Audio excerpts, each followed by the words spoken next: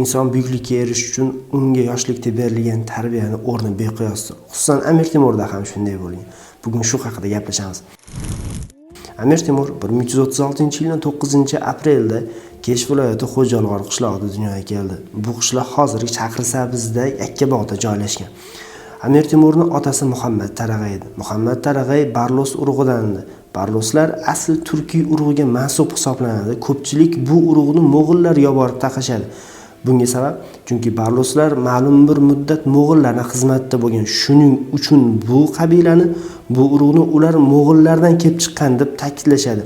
Lekin asli unday emas. Bu urug' aslida mo'g'ullardan emas, balki de turkiylardan tarqalgandi. Aynan Barloslar mo'g'ulga borib taqashgandan keyin Amir Temur ham mo'g'ul degan gaplar ma'lum bir tarixchilar tomonidan aytib o'tilgandi.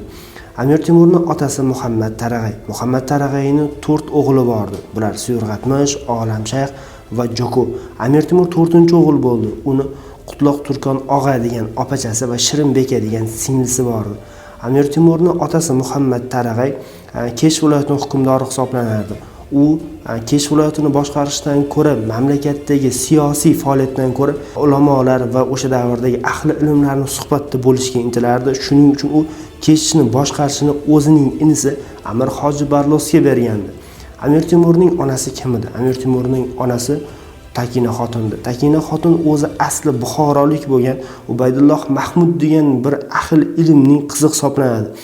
Amir Temur shunday bir oilada dunyoga keldi. Amir Temur dunyoga kelishidan avval otasi Muhammad Tarag'ay tush ko'rdi. Tushida bir nuroniy kimsa unga qilich olib keldi. Qilichni osmonga ko'targandan keyin qilichni yorug'i butun olamni tutib ketdi.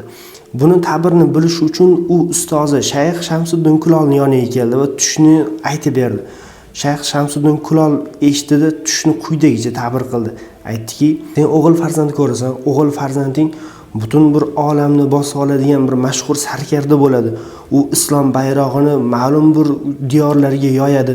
U islom uchun buyuk ishlar qiladi" degandi. Oradan 1 yil o'tdi. 1 yil o'tgandan keyin Amir Temur dunyoga keldi. Amir Temurni siz Sohibqiron degan unvoni bilan eshitgansiz. Nega aynan Amir Temurda bunday Sohibqiron unvoni bor degan savol tug'iladi.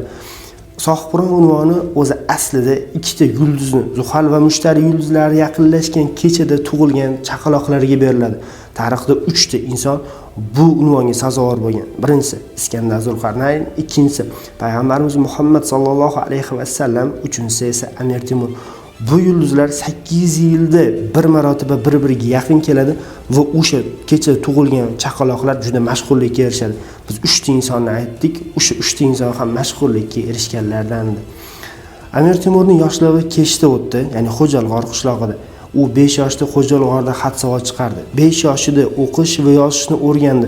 5 yoshlik hozirgi bolacha va Amir Temurni ko'z oldiga keltirishingiz mumkin.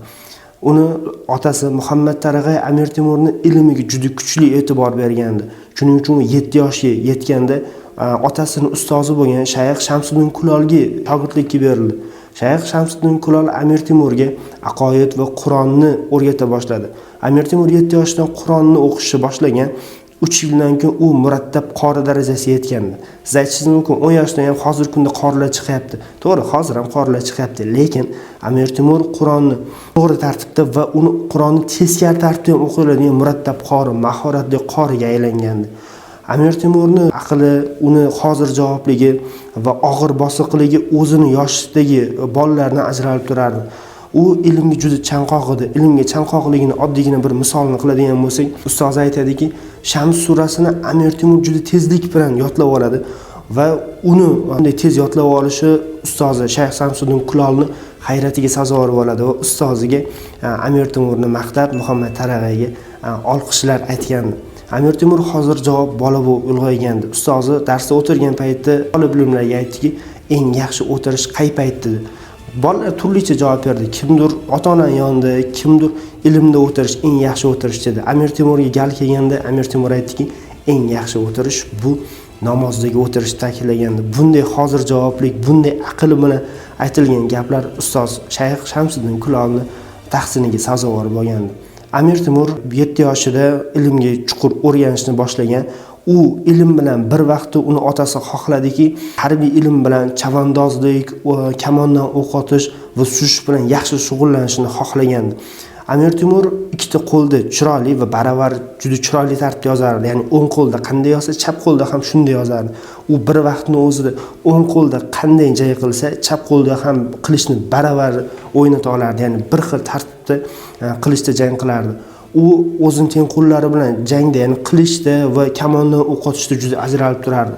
Amir Temur mohir chavandoz va yetishgandi.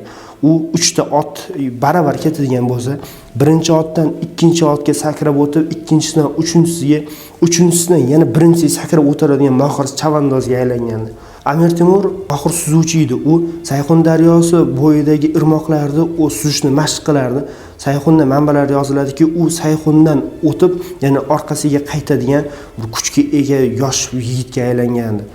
Yana Amir Temur haqida yoshligida shunday voqealar bo'ldi. U bir kun bozorga bordi. Bozorda bir mo'ysafid inson uning yoniga keldi. Aytdiki, "Ko'rinishingdan sen beklardan bo'lsang kerak. Qo'limda bir varoq bor. Bu varoqni bir tilloga sotaman. Olsang umring davomida bu varoqni olganingga achinmaysan" dedi. Amir Temur yonida bir tillosi qoldi.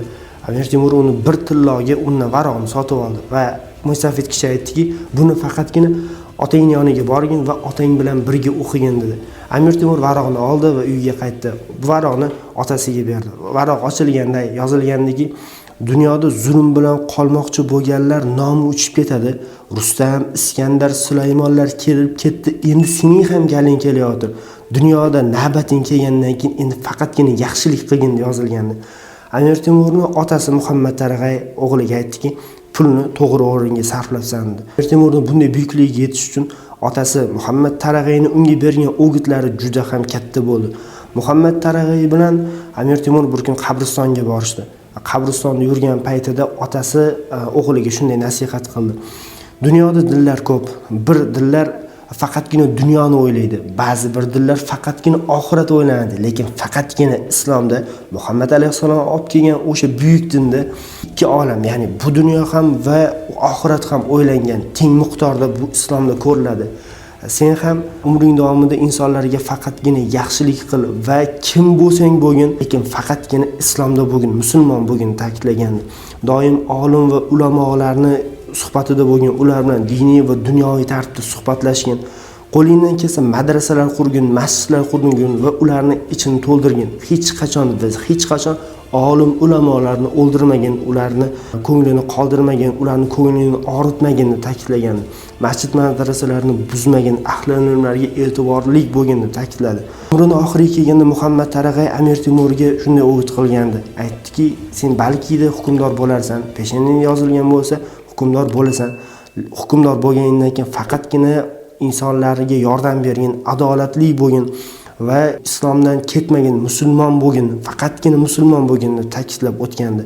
Amir Temur otasining o'gitlarini hayoti davomida tatbiq qila olgan. Otasi aytgan o'gitlari bilan Amir Temur mashhurlikka erishdi. Amir Temurning nomi, ya'ni hozir kungacha saqlanib qolindi. Bunga sabab u ahli ilmlarni, ya'ni ustozlarni hech qachon norozi qilmadi, ularga qo'ldan kelgancha e'tibor va sharoitlar yaratib bergandi.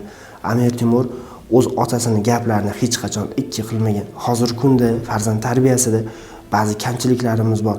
Nega hozir Amir Temurdagi buyuklar chiqmayapti? Chunki biz Amir Temurdagi farzandlarni tarbiya qilishdagi xatolarga yo'l qo'ymoqdamiz. Ya'ni Amir Temur yoshligidagi ilmga rag'bati hozirdagi insonlarda, hozirdagi farzandlarda topilmasligi mumkin. Shuning uchun hozir o'shandagi bir mashhur hukmdorlar, mashhur bir insonlar chiqmayotgandir. Bu haqida sizning fikrlaringiz qanday? Kommentariyada o'z fikrlaringizni yozib qoldiring. Kanalimizga obuna bo'ling. Keyingi videolarda ko'rishguncha